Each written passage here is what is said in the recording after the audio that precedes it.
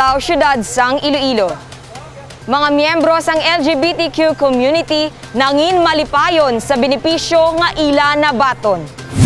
Sa kabilugan, mayara tanan sang 250 ang nahatagan sang cash aid kag 550 naman nga mga miyembro sang LGBT community ang nakabaton sang grocery package. Ini ang natigayon bangod sa pagsuporta sang Office of the LGBT Affairs.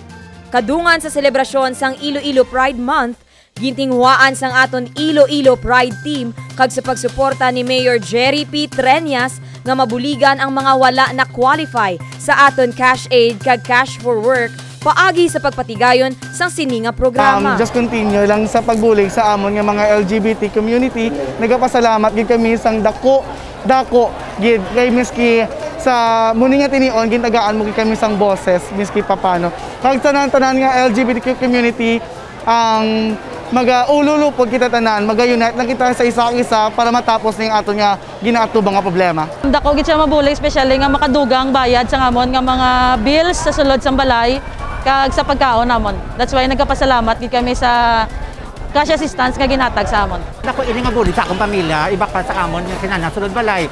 Lalo sa bulong sa akong ginikanan, sa akong nanay, kataptula kami kapangabuhi. Ako kay nablos ko pa ang mother ko, ako ang breadwinner sang family. Ako nga pasalamat ini. Thank you gid sa LGBT community, sa office nila, kag sa amon barangay officials, kag kay Mayor Treñas. Thank you. Gapasalamat gid ko sa bulig sa LGBT office kag kay Mayor Jerry Triñas, tapos sa Monte Carlo Clan. Thank you. Sa pahayag sang presidente sang Iloilo Pride Team nga si Gabriel Felix Umadhay, ang ini nga programa makabuligid sa mga miyembro sang LGBTQ community sa sini nga panahon sang pandemya.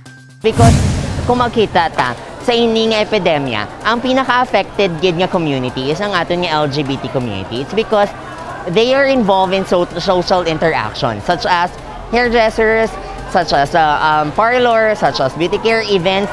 Tanan ini part ini sila sang services na ginahatag sa aton LGBT community. And because wala ni siya magabalik sa aton industry, kinananta sila tagaan sang recovery help nga bisan gamay lang, at least makabulig kita sa aton komunidad.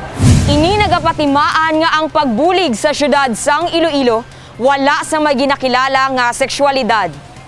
Ako si Dane Raffles para sa Level Up Patrol. Uswag Iloilo. Level Up Iloilo.